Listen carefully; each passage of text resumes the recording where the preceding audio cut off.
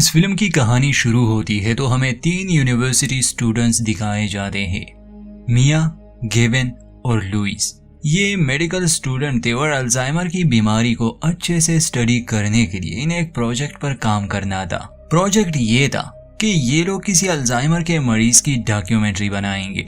आप जानते होंगे अल्जाइमर वो खतरनाक बीमारी है जिसमें इंसान धीरे धीरे अपनी यादाश्त खोने लग जाता है और जब ऐसा होता है तो उसकी बाकी जिंदगी पर भी काफी बुरा असर पड़ता है। इन्हें अपने प्रोजेक्ट के लिए एक बुजुर्ग औरत मिल चुकी थी। वो एक टाउन में रहती थी। ये तीनों उस टाउन में पहुंच जाते हैं और मिलते हैं सेरा लोगन से, जो कि असल में डेबरा लोगन की बेटी है और डेबरा ही वो अल्जाइमर की मरीज है जिस पर ये लोग डॉक्यूमेंट्री बनाने वाले थे। बात ऐसी थी कि सेरा की माली हालत ठीक नहीं और इस डॉक्यूमेंट्री के बदले उन्हें कुछ पैसे मिलने वाले थे, तो उसने अपनी माँ को बता दिया था। आते ही सेरा इन लोगों का काफी अच्छे से स्वागत करती है। वो खुश भी थी। सेरा उन्हें एक घर दिखाती है, फिर वो उन्हें अपनी माँ डेबरा से मिलवाती है। उस समय डेबरा और उसका पड़ोसी हैरिस गार्डन को साफ कर रहे थे। डेबरा का बर्ताव काफी अच्छा था। हाँ, वो थोड़ी सी पैरानॉइड औरत जरूर थी। अल्जाइमर की पेशेंट को संभालना, उसके साथ समय गुजारना बहुत मुश्किल होता है।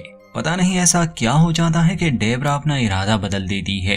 कहती है कि माफ करना, मगर मैं ये नहीं कर सकती। मिया और उसके साथी भी हैरान थे क्योंकि वो बहुत दूर से आए थे। सेरा किसी तरह अपनी माँ को मना लेती है।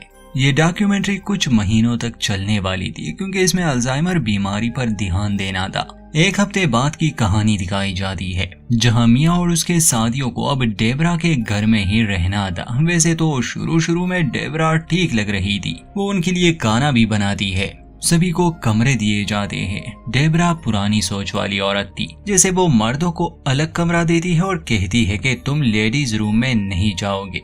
वो घर को काफी ऑर्गेनाइज रखती थी। सेरा उन्हें बताती है कि असल में उसकी माँ एक टेलीफोन स्विच बोर्ड ऑपरेटर थी। आजकल तो ये सब खत्म हो चुका है, मगर पहले जब कोई किसी को कॉल मिला था तो बीच में एक ऑपरेटर उसका कनेक्शन जोड़ देता। काफी सालों से डेबरा ने ये काम किया था। उसके पति बहुत साल पहले ही मर चुके थे। उसने अकेले ही सेरा को बड़ा किया और सेरा को अपना बचपन याद था, मगर अब ये बीमारी उसे अंदर से खाए जा रही थी। डेबरा खुद बताती है कि कभी कभी मैं चलते चलते रुक जाती हूँ, याद ही नहीं रहता मैं कहाँ जाने वाली थी। मैंने बहुत कोशिश की कि मैं इस बीमारी से लड़ सकूं, मगर इसे हराना मुश्किल है। दिन गुजरते गए।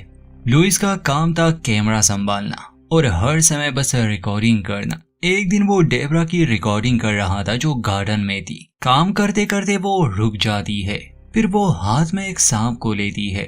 लुइस घबरा जाता है, मगर तभी मिया उसे आवाज देती है जिससे लुइस सब कुछ रिकॉर्ड नहीं कर पाता। यहाँ से अजीब चीजें होना शुरू हो गई।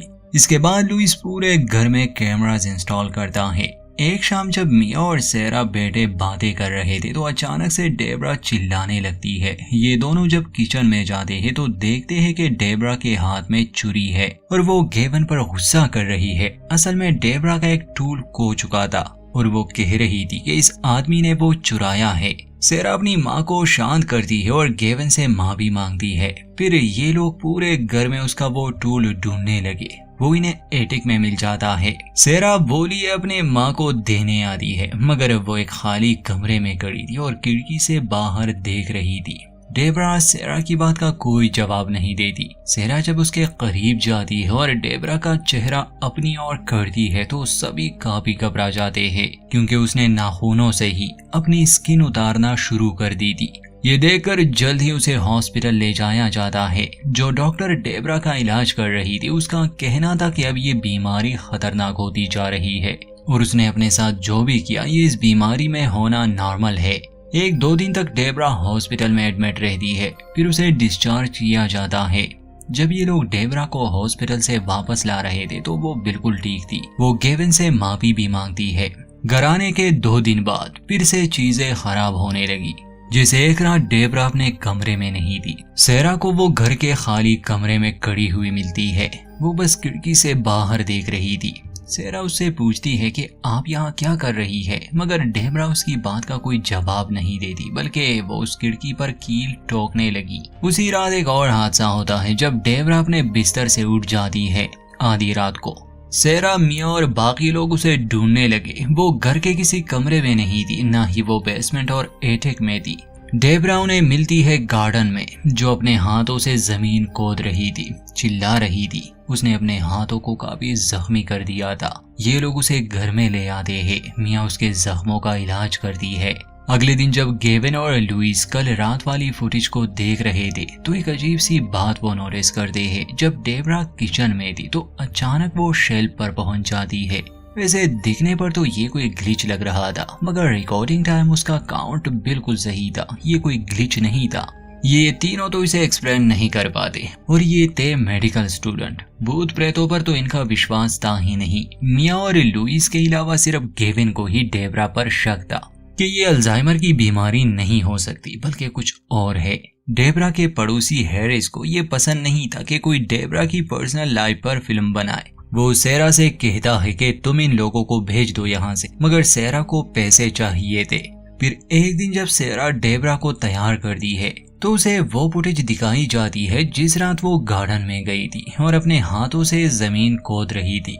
ये सब उसे याद नहीं था, मगर अपने आप को इस हालत में देखकर उसे कुछ हो जाता है। वो चिल्लाने लग जाती है, जमीन पर गिर जाती है। उसकी तबीयत काफी खराब थी, इसलिए फिर उसे हॉस्पिटल लाया जाता है। इस बार जब डॉक्टर उसका चेकअप करते हैं तो उसकी स्किन काफी खराब हो चुकी थी। डॉक्टर कहते हैं कि शायद ये मेडिकेशन के साइड इफेक्ट्स हो सकते हैं। उसने ये भी नोटिस किया कि डेबरा अपनी ही स्किन उतारने की कोशिश करती है। कुछ दिन बाद उसे घर लाया जाता है। अब वो पहले जैसे नहीं रही, मगर ये सब रुकता नहीं। एक दिन सेरा, मिया और उसके साथियों को कुछ आवाजें सुनाई देती है। जब वो डेबरा के कमरे में जाते हैं तो वो चीजों को निगल रही थी। इसके बाद ये घर के सभी छोटे मोटे चीजों को पैक कर देते हैं ताकि डेबरा इसे खाए ना। एक रात गेविन उसी खाली कमरे में जाता है क्योंकि उसे शक था कि डेबरा पर शायद शैतान का साया है। जिस खिड़की के सामने अक्सर डेबरा खड़ी रहती थी, वो वहां पर क्रॉस रख देता है। जैसे ही वो मुड़ता है, डेबरा उसके सामने ही खड़ी थी। गेविन घबरा जाता है। जब वो खिड़की पर क्रॉस रख रहा था, खिड़की बंद थी अच्छी तरह से, पर जैसे ही डेबरा वहां आती है वो खिड़की खुद से ही खुल जाती है, जादू की तरह। बाद में यही फुटेज गेविन अपने साथियों को दिखाता है और समझाता है कि यहाँ कुछ ठीक नहीं हो रहा, मगर उसके दोस्त इस बारे में ज्यादा नहीं सोचते। उन्हें बस एक बीमार औरत नजर आ रही थी और कुछ नहीं। अगली रात फिर से डेबरा अपने बिस्तर से गायब थी। बाकी लोग जब उसे ढूंढने निकल जाते हैं तो वो उन्हें बेसमेंट में मिलती है, बिना कपड़ों के। वो टेलीफोन स्विच बोर्ड के सामने बैठी थी। हालांकि ये मशीन काफी सालों से बंद थी, मगर फिर भी इससे आवाजें आ रही थी और डेबरा भी मर्दाना आवाज में बात कर रही थी, मगर ये बात इंग्लिश में नहीं बल्कि फ्रेंच में थी। डेबरा को फिर से दौरा पड़ता है। उसी डॉक्टर को घर बुलाया जाता है। फिर उसका कहना था कि बाकी तो ये ठीक है, बस थक गई है। सेरा उसे आज रात वाले हादसे के बारे में बताती है कि वो फ्रेंच में बात कर रही थी और मेरी माँ को फ्रेंच नहीं आती। शायद एटिक की कोई याद उसे सता रही है। डॉक्टर मिया को सेडेटिव देकर चली जाती है कि अगर डेबरा खुद को नुकसान पहुंचाने की कोशिश करे तो उसे सुला देना। अगले दिन मिया की टीम कल रात वाली फुटेज और ऑडियो की जांच करते हैं, जिसमें फ्रेंच शब्दों का अनुवाद भी हो जाता है। उसमें सांपों के बारे में बताया जा रहा था, बलि और अमर होना। सभी डेटा को अच्छे से समझने के बाद ये लोग एक नाम निकालते हैं, डी हार्डिन। सेरा इसके बारे में जानती थी। ये एक डॉक्टर था 1970 के समय में, मगर ये था एक पागल सन की। ये शैतानी रस्मों पर यकीन रखता था। इसने उस जमाने में एक मोनिकन ब्लड रिचुअल किया था।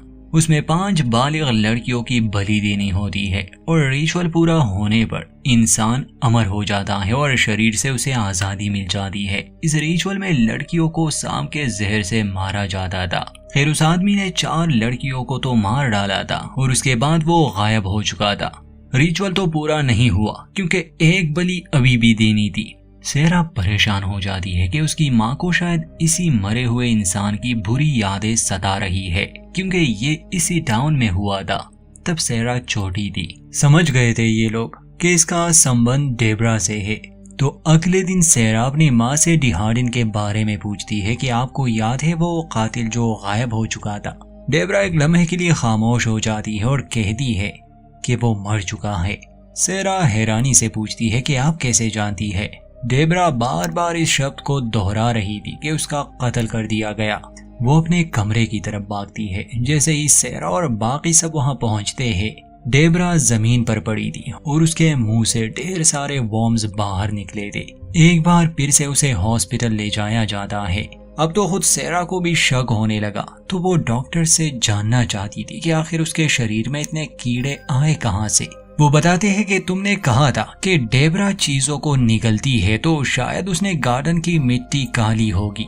कुछ दिनों के लिए डेबरा हॉस्पिटल में ही रहती है। सेरा, मिया और उसके दोस्त घर आते हैं। ये लोग पूरी कहानी को अच्छे से समझने की कोशिश करते हैं। मिया कहती है कि हो सकता है 1970 में डेबरा और हैरिस ने मिलकर डिहार्डिन को मारा होगा और अब ये लोग इस राज को छुपा रहे हैं। सेरा को इस बात पर विश्वास नहीं था। हैरिस ने कई बार सेरा को कहा कि वो इन लोगों को यहाँ से जाने को कहे। एक रात हैरिस, जो नशे में था, वो गन लिए मिया की कार को शूट करता है। ये लोग काफी डर जाते हैं। गेविन तो वहाँ से चला जाता है कि मुझे इस मुसीबत में नहीं पड़ना। बाद में पुलिस आती है और हैरिस को ले जाती है। अब रह जाते हैं मिया और लुइस। वहाँ हॉस्पिटल के सीसीटीवी कैमरास पर हमें दिखाया जाता है कि डेबरा अपने बेड से उठ चुकी है। उसने एक छोटी बच्ची को लिया है और हॉस्पिटल के बेसमेंट में चली गई है। हॉस्पिटल के स्टाफ को जब पता चलता है तो वो उसे ढूंढने आते हैं। उसने बच्ची को कोई नुकसान नहीं पहुंचाया था। सेरा अब ये समझने लगी थी कि अगर मिया की बात सही है तो उसकी माँ और हैरिस ने ही डिहार्डिन को कहीं दफनाया है। डिहार्डिन ने रिचुअल पूरा नहीं किया, मगर फिर भी किसी तरह उसकी आत्मा अब डेबरा को पॉजेस करके उससे यह रिचुअल पूरा करना चाहती है, मतलब कि एक और लड़की का कत्ल। सेरा एक पादरी के पास भी जाती है कि वो उस पर एग्जॉर्सिज्म करे, मगर वो साफ साफ इनकार कर देता है कि वो बीमार है, उसका इलाज होना चाहिए। एक शाम हैरिस हॉस्पिटल जाता है। वो डेबरा से बात कर रहा था, मगर डेबरा कहती है कि मुझे मार दो। इसके बाद हमें नहीं दिखाया जाता क्या हुआ, मगर डेबरा बेड से गायब थी और हैरिस को कुछ हो चुका था। एक तांत्रिक से सेरा को ये पता चला कि अगर डिहार्डिन की लाश को जलाया जाए तो आग उसे प्योरीफाई कर देगी और उसकी शक्ति भी खत्म हो जाएगी। सेरा हैरिस से पूछने की कोशिश करती है कि डिहार्डिन की लाश कहाँ उन्होंने दफनाई। बस वो इतना ही कह पाता है कि हमने उसे जिंदा ही गाड़ दिया था। सेरा, मिया और लुइस जल्दी से घर आते हैं और गार्डन को खोदने लग जाते हैं। सेरा कहती है कि शायद लाश यहीं पर है, क्योंकि गार्डन में काम करते हुए ही डेबरा इन्फेक्टेड हो गई होगी और अब उसे पॉजेस कर लिया गया। वहाँ उन्हें लाश नहीं मिलती, मगर सेरा रुकती नहीं। वो हर जगह की तलाश करती है और अंत में उसे एटिक और सेलिंग के दरमियान बोरी में बंद डिहार्डिन की लाश का एक हिस्सा मिलता है। सेरा उसे फायरप्लेस के पास ले आती है। अब उस बोरी से सांप निकल रहे थे। ये लोग जल्दी से उसे आग में फेंक देते हैं। दूसरी तरफ डेबरा हॉस्पिटल से उस बच्ची को जंगल में ले गई थी। सेरा जब अपनी माँ को देखने आई तो वो वहाँ नहीं थी। कुछ पुलिस वाले और सेरा, मिया और लुइस जंगल की तरफ जाते हैं। वहाँ एक पुरानी खदान थी, उसके अंदर उन्हें डेबरा मिलती है। डेबरा किसी सांप की तरह उस बच्ची को निगलने की कोशिश कर रही थी, मगर पुलिस वाला गोली चलाता है, इसलिए वो रुक जाती है। उस बच्ची को बचा लिया जाता है, मगर वो बार बार कह रही थी कि वो अच्छे आदमी है, वो मुझे नुकसान नहीं पहुंचाएंगे, मैं उसके साथ जाना चाहती हूँ। मतलब कि उसके दिमाग को भी कंट्रोल कर लिया गया था। डेबरा ने खुद को काफी जख्मी कर दिया था। वो किसी सांप की तरह जहर छोड़ने लगी थी, जिससे वो एक पुलिस वाले को भी बुरी तरह जख्मी कर देती है।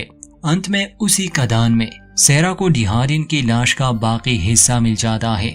जैसे ही वो उसे जला देती है, डेबरा भी अपने होश में आती है। अगले दिन न्यूज पर यह खबर दिखाई जाती है कि बच्ची को बचा लिया गया है। इस बच्ची का नाम मेगन था, जिसे लुकीमिया था। कुछ महीने बाद दिखाया जाता है कि वो बच्ची बिल्कुल ठीक हो गई है। लोग इसे एक चमत्कार मान रहे थे। एक रिपोर्टर जब उससे इंटरव्यू ले रहा था तो मेगन एक क्रीपी सा लुक देती है, जिसका साफ मतलब यही हो सकता है कि वो शैतान यानी कि डिहार्डिन की ईवल स्पिरिट अब उस बच्ची में आ चुकी है। और यहीं पर इस कहानी का अंत।